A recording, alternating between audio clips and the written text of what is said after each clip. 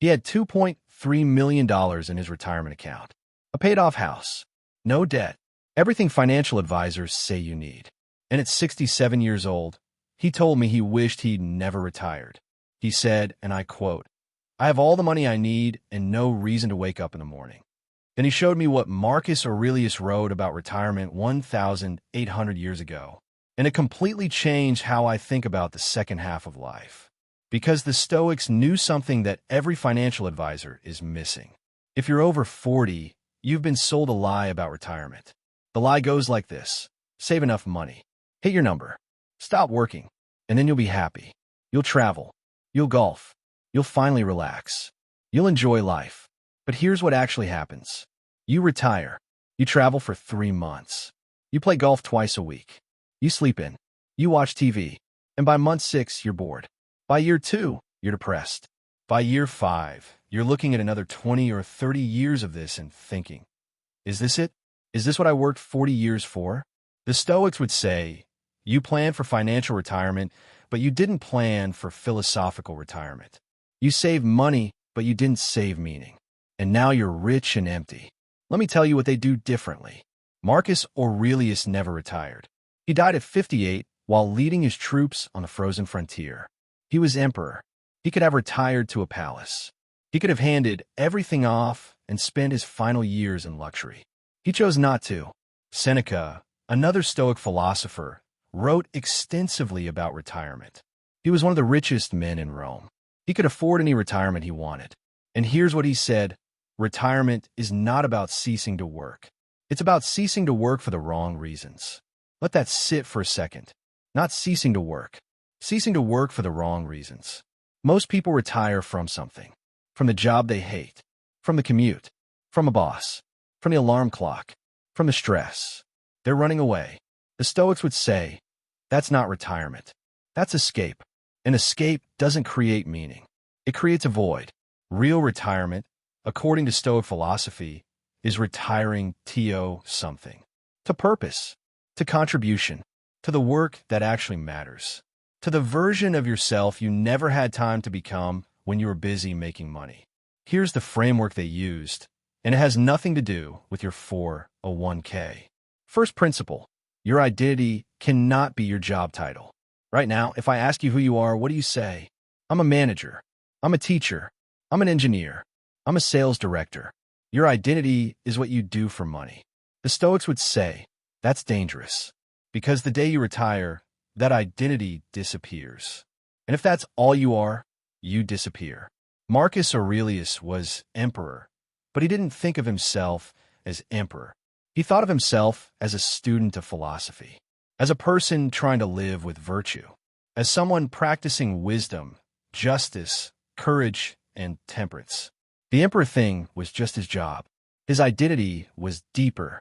And wait until you hear what Seneca said about people who retire without rebuilding their identity first. It's brutal, but you need to hear it. So before you retire, the Stoic question is, who are you when you're not your job title? What defines you when the business card goes away? If you can't answer that, you're not ready to retire. You're ready for an identity crisis. Second principle: retirement is not the end of contribution. It's the beginning of your real contribution. The Stoics believe that humans are made for community, for helping others, for contributing to something larger than themselves. Work was just one way to contribute. It wasn't the only way. Seneca wrote, "No one is so old that they cannot live one more year usefully." He was writing to people who thought retirement meant sitting around waiting to die. He said, you have decades left. What are you going to do with them? And here's where modern retirement advice completely fails you. Financial advisors tell you how to spend your retirement.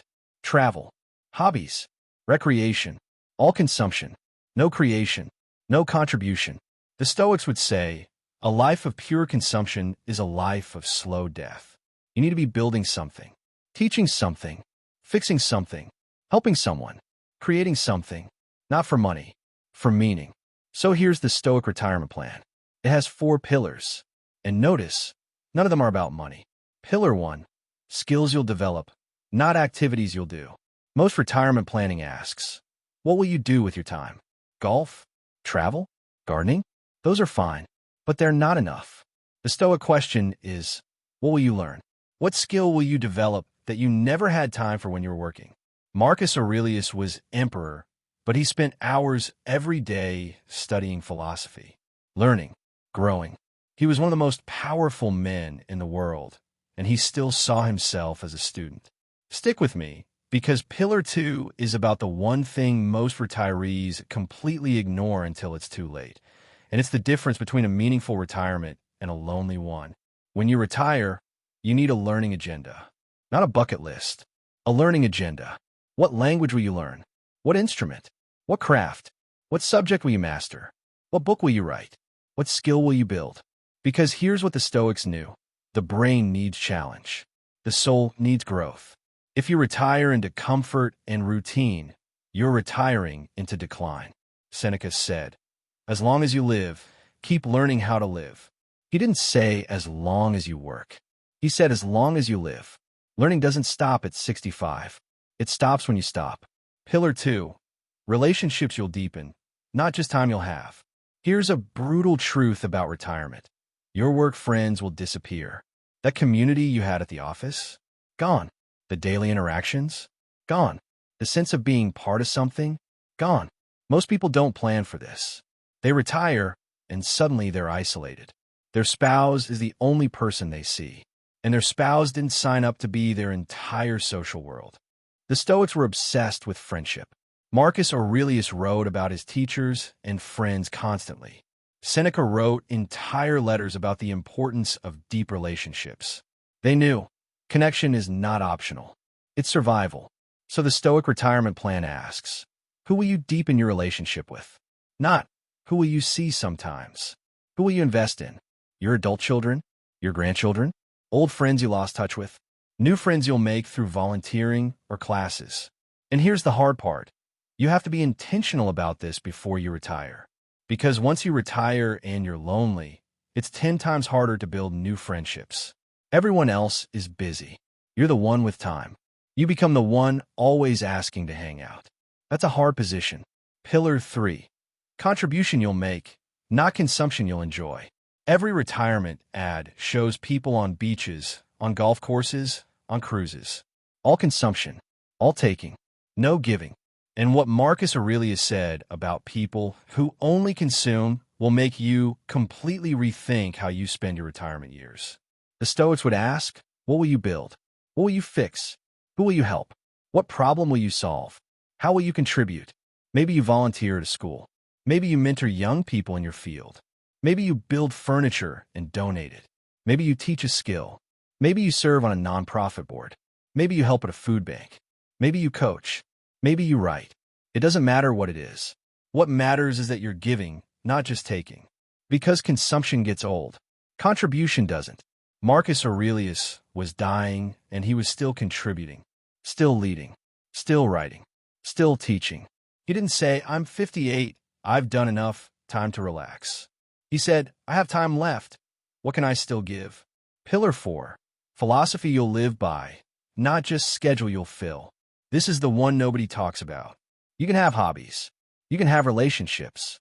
You can volunteer.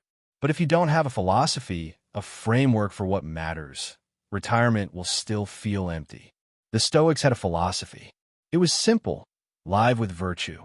Practice wisdom, justice, courage, and temperance. Focus on what you control. Accept what you don't. Be useful until you die. That gave their lives structure even when external structure disappeared. Even when they lost their jobs, their wealth, their status, they still knew who they were and what mattered. When you retire, you lose external structure. No more meetings. No more deadlines. No more performance reviews. That structure has been organizing your life for 40 years.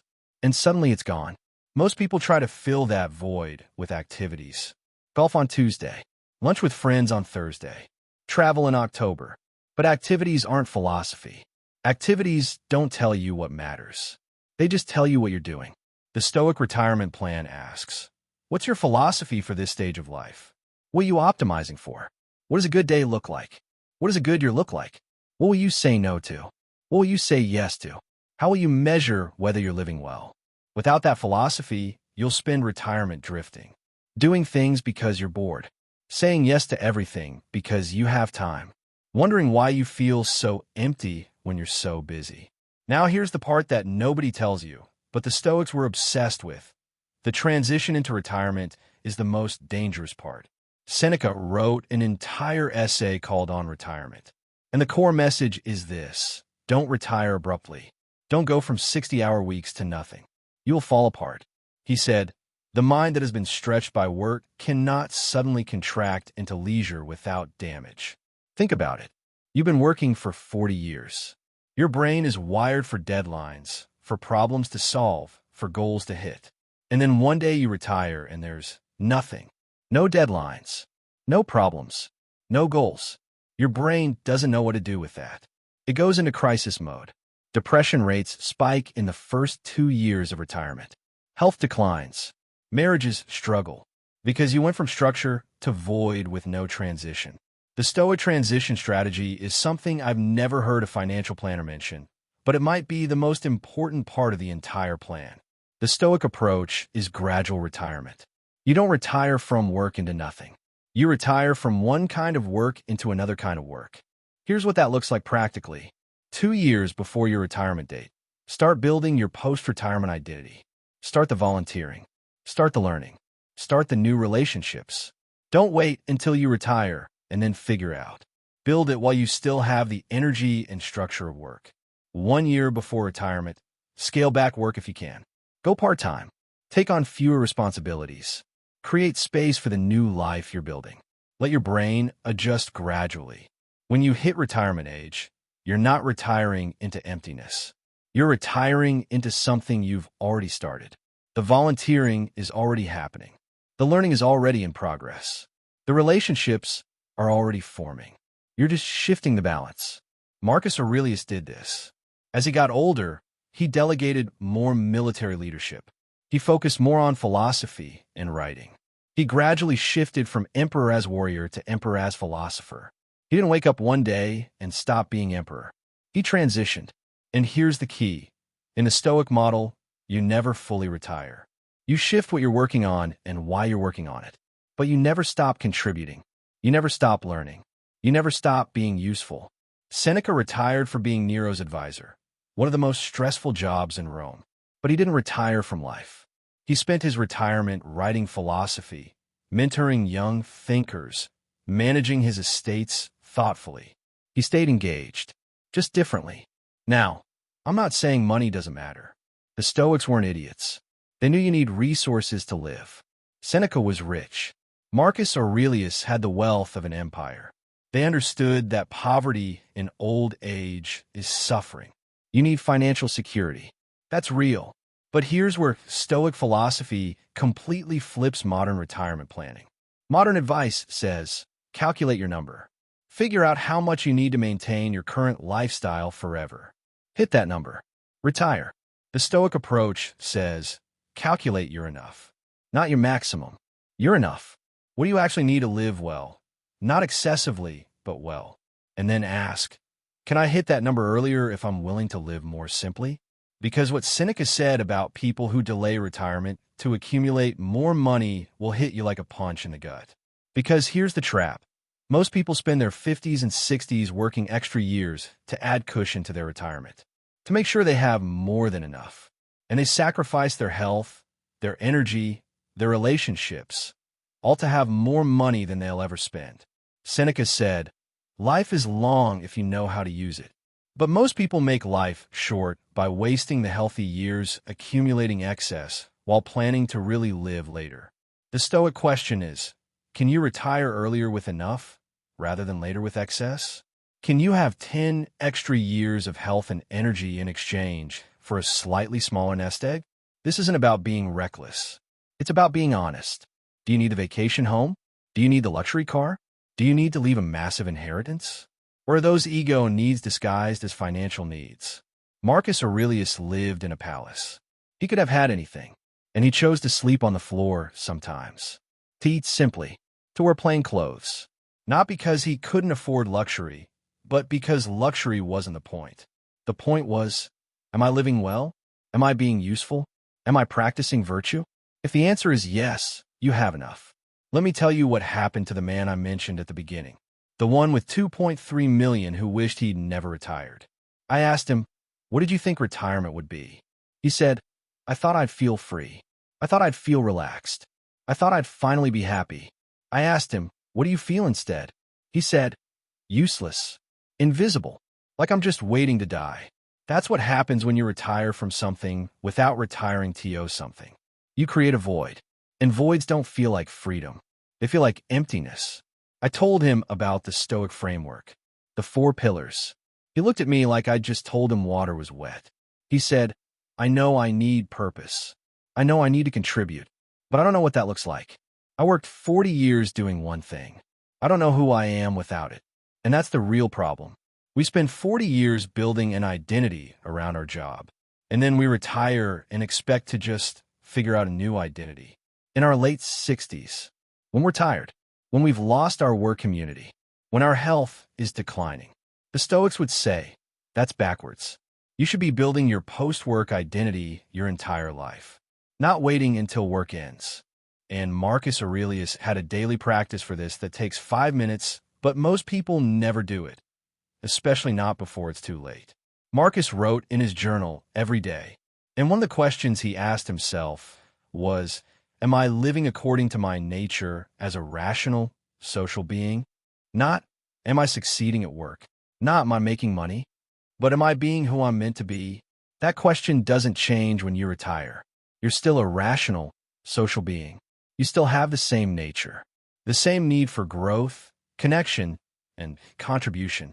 Retirement doesn't change your nature. It just removes one avenue for expressing it. So you need other avenues. And if you haven't built them, you're in trouble. The Stoic retirement plan is really a life plan.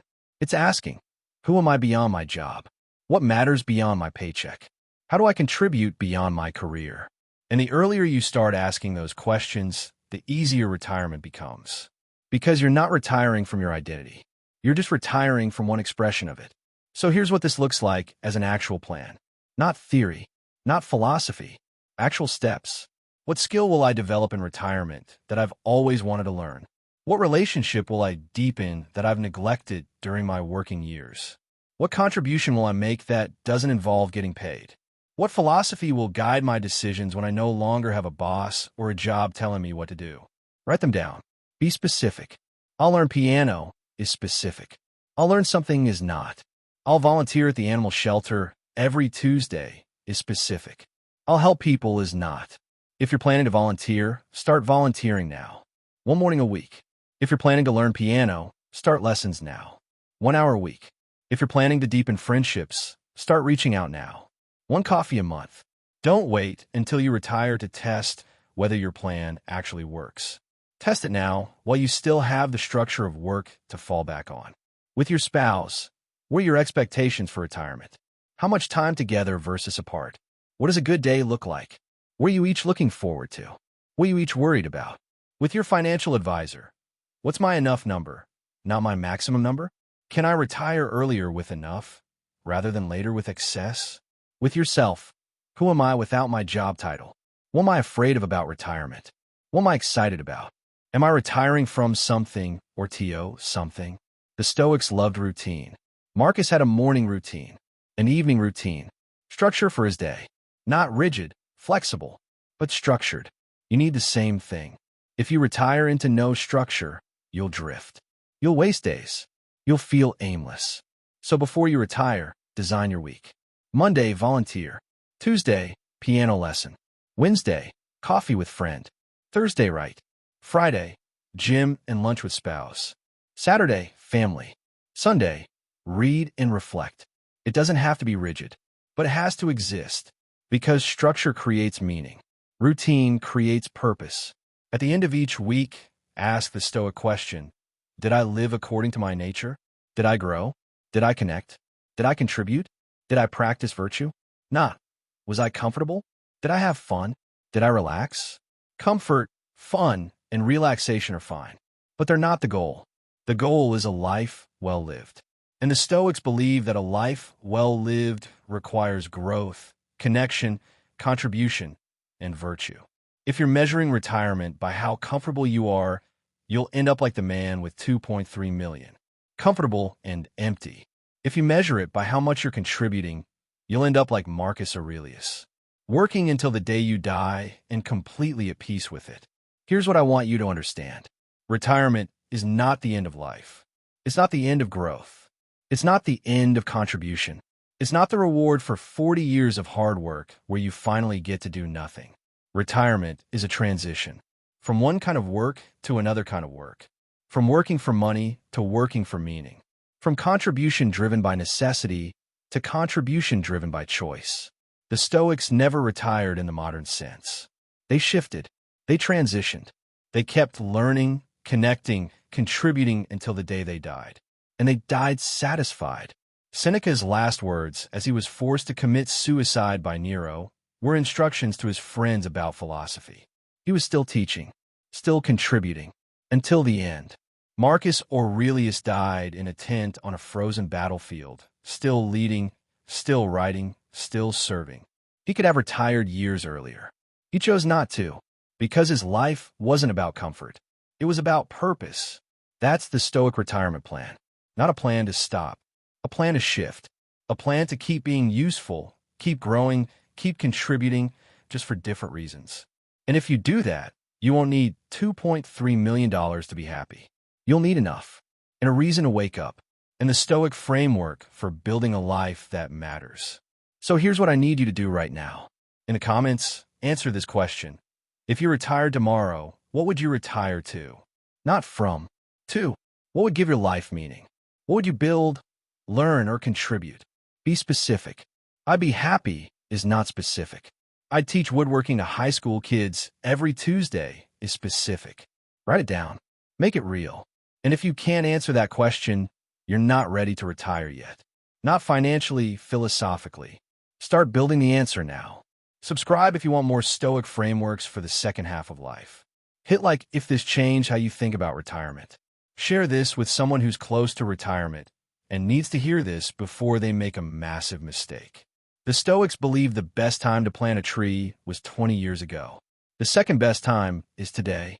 Start building your Stoic retirement plan today. Your future self will thank you.